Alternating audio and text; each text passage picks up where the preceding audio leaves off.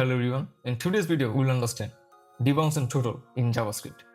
These are the two ways to control how often a function is allowed to run. Now let's get started. First, the problem.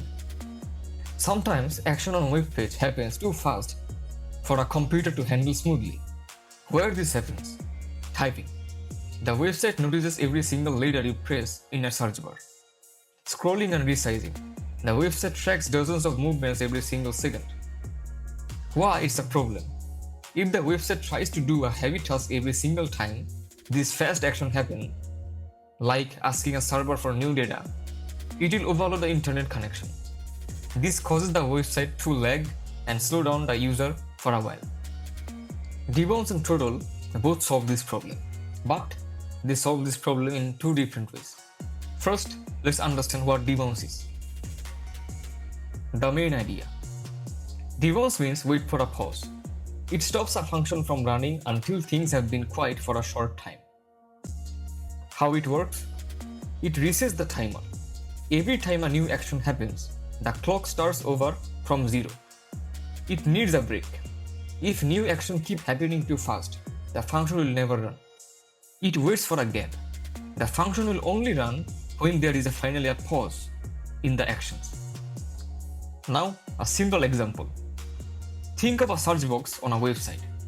It does not search every single time you press a key. Instead, it waits until you stop typing for a brief moment, like 300 milliseconds. Once you pause, it finally sends you search request. That is debounce. Now let's understand what throttle is. The main idea of throttle. Throttle means run on a steady beat.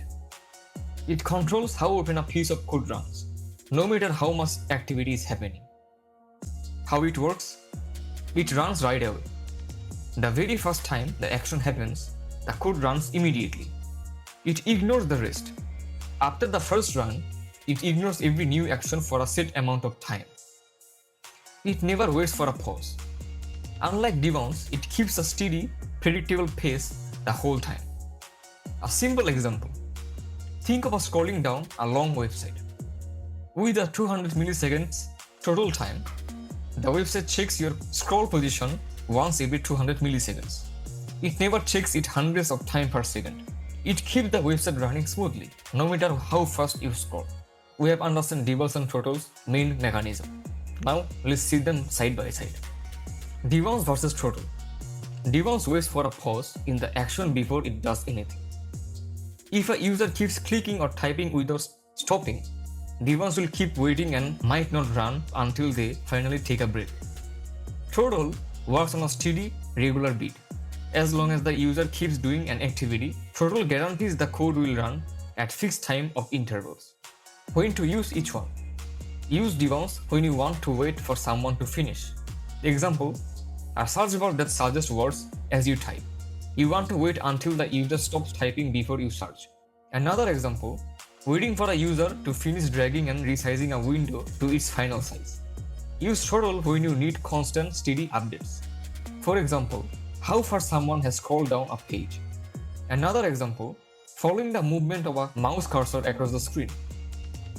For these activities, you need the updates for flow at a smooth, predictable rhythm while the action is happening.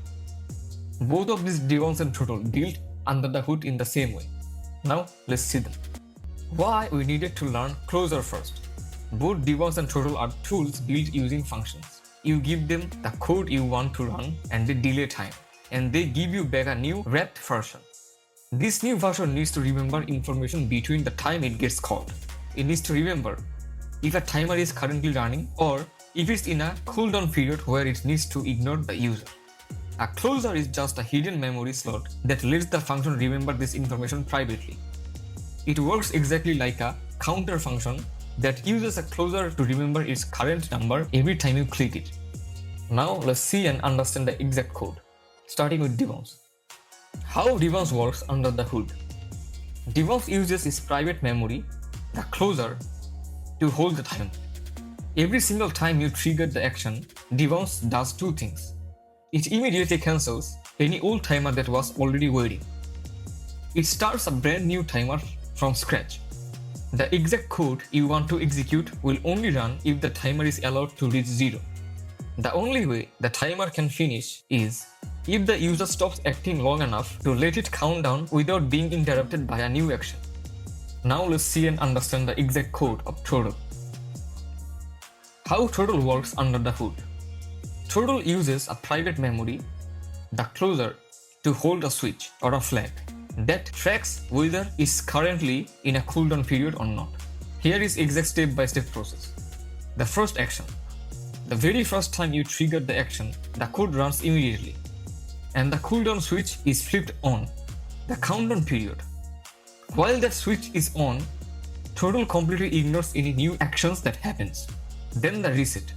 Once the countdown time is up, the switch flips back to off. Now that the switch is off, the very next action is allowed to go through again, and the whole cycle starts over again. So that's it for today. If you like this video, please leave a comment and hit the subscribe button. See you in the next one.